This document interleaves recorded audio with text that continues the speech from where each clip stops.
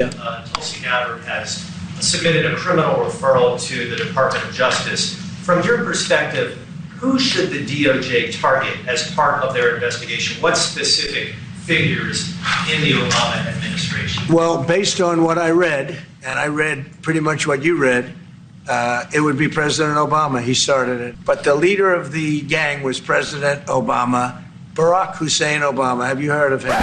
So breaking just moments ago, former President Obama's office responding after Director of National Intelligence Tulsi Gabbard accused his administration of using, quote, manufactured intelligence about President Trump and Russia. Okay, is everyone paying attention? Here is how you cover Trump's blatant attempt at a distraction regarding Obama. See Rolling Stone's headline. Trump goes full fascist. In quotes, whether it's right or wrong, it's time to go after people. The president is desperate to turn the nation's attention away from his ties to Jeffrey Epstein. Now, this sentiment was echoed by former President Barack Obama as he finally broke his silence in a statement given on behalf of his office. He's guilty. It's not a question. I like to say, let's give it time. It's there. He's guilty. This was treason. This was every word you can think of. They tried to steal the election. They tried to obfuscate the election. They did things that nobody's ever even imagined, even in other countries. You've seen some pretty rough countries. This man has seen some pretty rough countries, but you've never seen anything like it.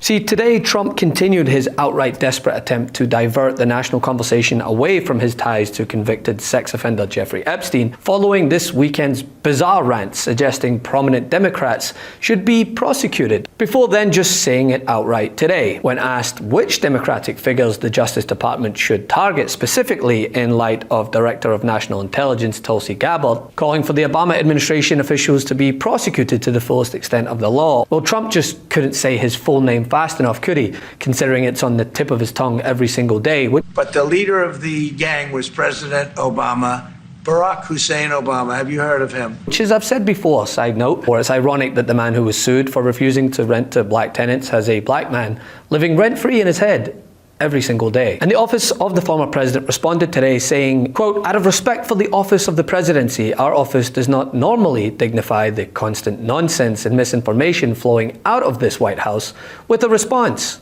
But these claims are outrageous enough to merit one. These bizarre allegations are ridiculous and a weak attempt at distraction. We all know a distraction from what? Come on, just say it, Barack. Nothing in the document issued last week undercuts the widely accepted conclusion that Russia worked to influence the 2016 presidential election, but did not successfully manipulate any votes. These findings were affirmed in a 2020 report by the bipartisan Senate Intelligence Committee, overseen by who? Marco Rubio. Now this comes as Trump posted an AI video of Obama getting arrested in the Oval Office, because that's normal, right? Need he be reminded there's only one former president with a mugshot? And I'll give you a hint, by the way. It's the one with the second worst year one summer approval rating since, well, his own year one approval rating first time around. Under fire, Donald Trump has turned to trolling Barack Obama with a bizarre AI video as he tries to distract from the Epstein files firestorm. The video appears to be manipulated footage of an Oval Office meeting that took place in November 2016 between Obama, then the president, and Mr. Trump, who had days earlier won the election. The digitally altered video shows FBI agents bursting into the meeting, pushing Obama to the ground, then putting him in handcuffs. The fake video then shows Obama in an orange jumpsuit pacing in a cell. The video follows allegations from Trump administration officials that Obama and members of his team manufactured intelligence that Russia interfered in the 2016 presidential election. And we all know why Trump's doing this, right? Trump's history with Epstein has been under the microscope as his administration has tried to basically bury the story. What happened to the lawyer who got Epstein his bizarrely lenient plea deal when he was first arrested on sex trafficking charges in Florida? What happened to the lawyer who got him that bizarrely lenient plea deal? Well, Trump hired him to be his own lawyer. What happened to the U.S. attorney who gave Jeffrey Epstein that bizarrely lenient plea deal? Trump put him in his cabinet in his first term. Well, who then prosecuted Epstein a second time when he was brought up on federal charges? That was the SDNY line prosecutor who Trump inexplicably fired last week. Who was in charge of the Department of Justice and the Bureau of Prisons when Epstein then killed himself in federal custody? President Donald Trump. Who bragged to a reporter about how much Epstein seemed to like women on the younger side? Who said Epstein was a lot of fun to be with? Who bragged that he was friends with Epstein for 15 years? Who flew on his plane at least 7 times? And who now says that everybody needs to stop talking about Jeffrey Epstein right now? Answers there are Donald Trump, Donald Trump, Donald Trump, Donald Trump, and Donald Trump. Wall Street Journal reported last week on a salacious birthday note that Trump allegedly wrote for Epstein in the early 2000s. Then the president opted to sue the Wall Street Journal and its owner, Rupert Murdoch, for publishing the piece last week.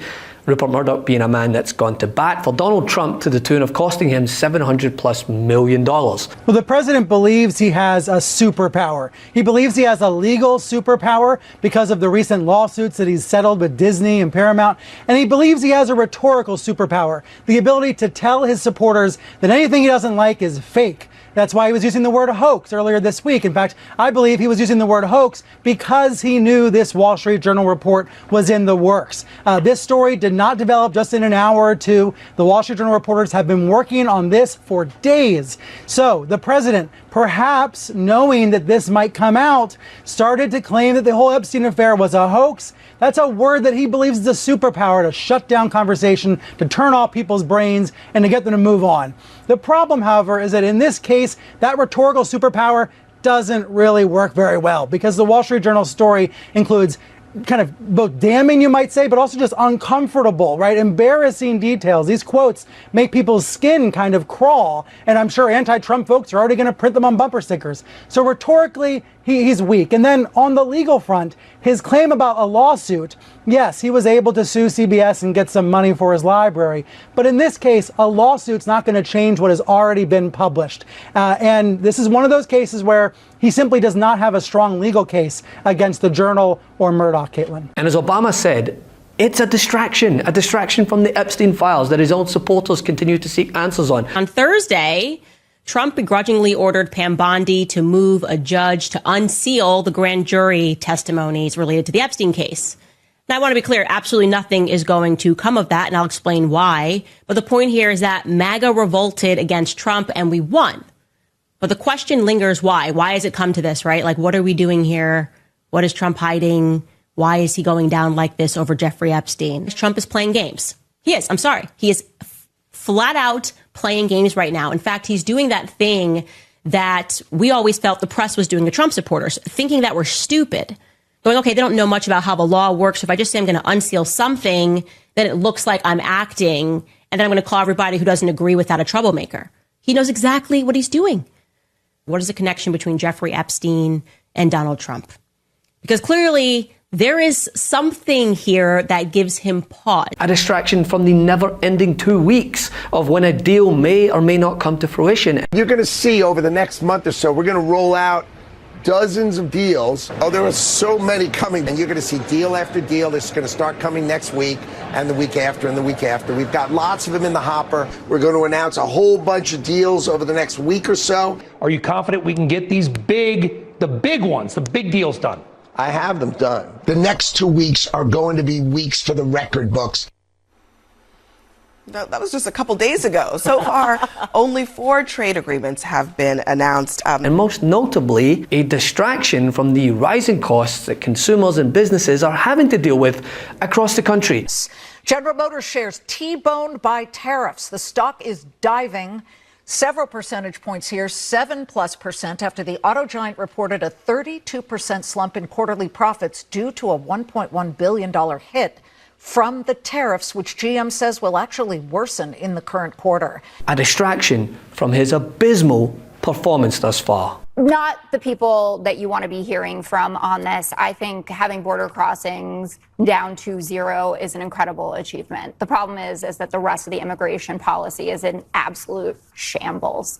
His approval rating on immigration ranges from -27, that's in Gallup, to -19 in CNN and -15 in the new Quinnipiac poll that's out today.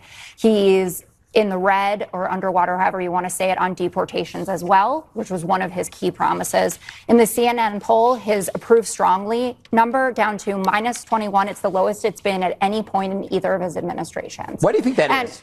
because he's not doing a good job at being president. The truth is more important than ever. Check out our new Truth Over Lies collection at store.MeidasTouch.com. All 100% USA union made.